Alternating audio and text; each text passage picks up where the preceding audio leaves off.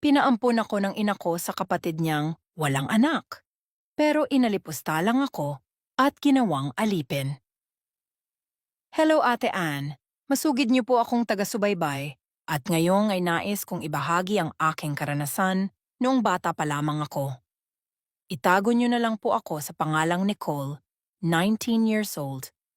Sisimulan ko ang aking kwento noong ako'y 8 taong gulang pa lamang. Siyam kaming magkakapatid dahil sa sobrang dami namin ay naisipan ng mama ko na ipaampon ako sa kapatid niyang walang anak. Pagdating ko doon, akala ko magiging maayos ang buhay ko.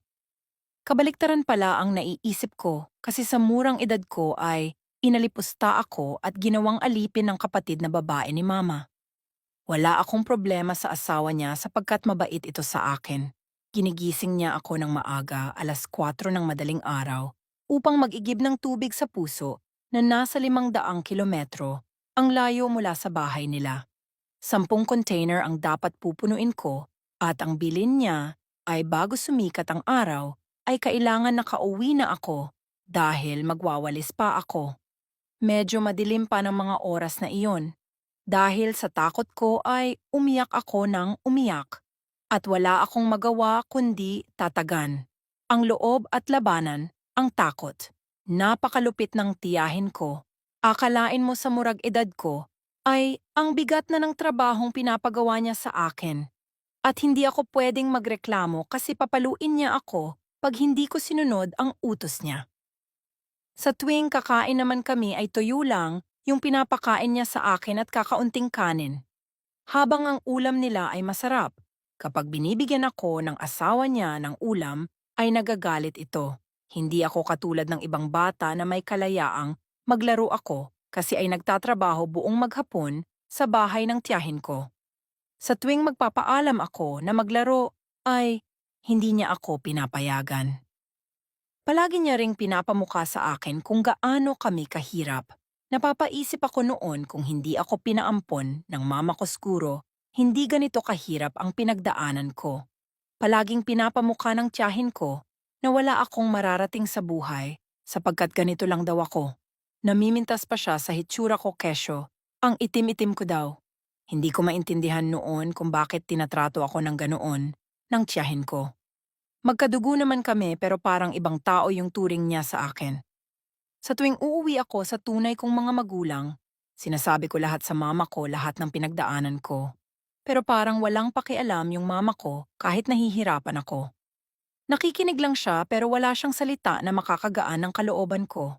Wala akong magawa noon kundi tiisin ang lahat hanggang sa dumating yung araw na pinakahinihintay ko ang makaalis sa poder ng tiyahin ko.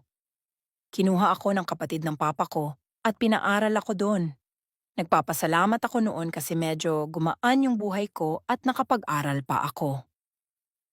Nabalitaan ko din noon na nag-ampon ng ibang batang babae ang tiyahin ko. At sobrang mahal niya ito at lahat ng gusto ng bata ay ibinibigay niya. Sobrang ini-spoiled niya ang batang iyon. Hindi ko maintindihan noon kung bakit sariling niyang kadugo ay hindi niya kayang mahalin. At ang mas minahal niya pa ay yung hindi naman niya kadugo.